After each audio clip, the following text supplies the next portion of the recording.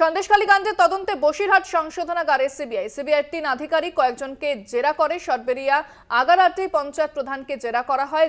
জিয়াউদ্দিন মোল্লা তাকে জেরা করে সিবিআই বলে জানতে পারা যাচ্ছে। ফোনে রয়েছেন প্রতিনিধি সঞ্জীব চক্রবর্তী। সঞ্জীব, কি জানা যাচ্ছে সিবিআই সূত্রে?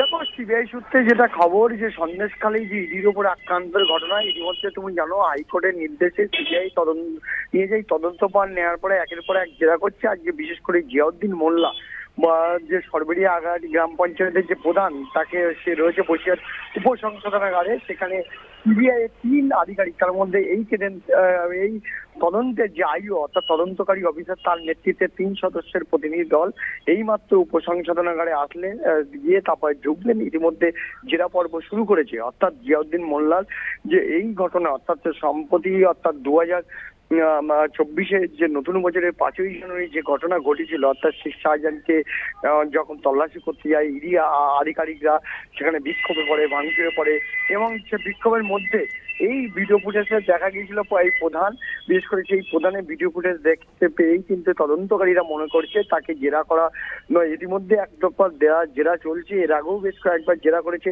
নতুন কোনো তথ্য পায় কিনা সেটাও তদন্তকারীরা একবার দেখে নিতে চাইছে।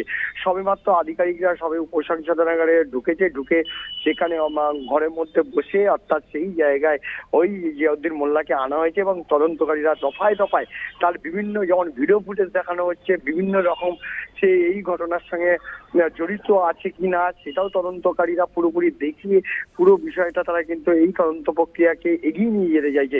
ইতিমধ্যে প্রায় 20 মিনিট হয়ে গেছে, জেরা পর্ব চলছে। সবেই মাত্র তদন্তকারীরা ঢুকে সেই জেরার সম্মুখীন হয়েছে। অর্থাৎ প্রধান অর্থাৎ জিয়াউদ্দিন মোল্লার সামনে 3 তদন্তকারী অফিসার বিভিন্ন তথ্য, বিভিন্ন ভিডিও ফুটেজ, বিভিন্ন তথ্য তার সামনে দেখানো হচ্ছে, এবং ধাপে ধাপে জানা যাবে এই তদন্তে নতুন কোনো তথ্য উঠে আসে কিনা। ইন্দ্রাণী, সঞ্জিত, এখনো চলছে সে জিজ্ঞাসাবাদ? এখনো পর্যন্ত তাই ইডিএম বিশেষ করে সিবিআই যে 3 আধিকারিক আছে তারা উপসংশোধনাগারে রয়েছে। সবে মাত্র এই উপসংশোধনাগারে ঢুকেছে, প্রায় 20 থেকে 25 মিনিট হয়ে গেছে। তদন্ত প্রক্রিয়া চলছে।